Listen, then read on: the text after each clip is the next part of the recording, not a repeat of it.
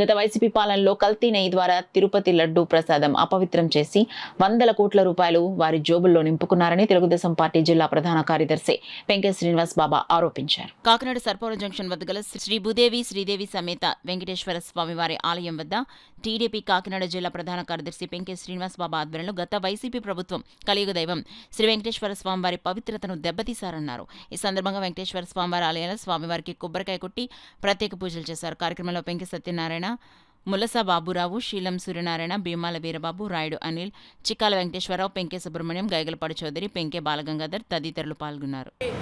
రక్షణగా మేము వాళ్ళ తరపున క్షమాపణ కోరుతూ ఈరోజు అన్ని దేవాలయాల్లో తెలుగుదేశం పార్టీ, జనసేన, బీజేపీ వారు దేవుడి దగ్గర పూజలు చేస్తాం.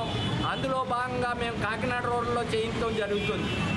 ఇలాంటి పద్ధతి మన గత ప్రభుత్వం సీఎం మన జగన్మోహన్ రెడ్డి ఎలాంటి పరిస్థితులు, ఆయన పరిపాలనలో చేసిన దౌర్జన్యాలు అన్నీ మనం తలుచుకుంటే అలాంటి ప్రభుత్వం ముందు ముందు రాదు, భవిష్యత్తులో కూడా మనం చూడం.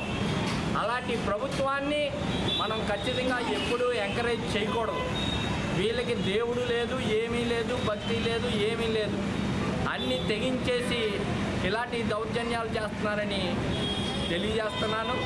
వీటిలన్నిటినీ మా అధినేత చంద్రబాబు నాయుడు గారు స్వచ్ఛంగా ఏ విధమైన ఒత్తిడి లేకుండా సిబిసిఐడి చేత విచారణ జరిపి దీన్ని సక్రమైన మార్గంలో వారందరినీ కోర్టులో హాజరుపరచడం జరుగుతుందని తెలియజేస్తూ ఈ అపచారానికి మేము వైసీపీ వాళ్ళు చేసిన అపచారానికి మేము క్షమాపణ అడుగుతున్నామని స్వామివారిని క్షమాపణ అడుగుతున్నామని తెలియజేస్తూ స్వామివారికి ఈరోజు పూజ చేయిస్తాం జరిగింది.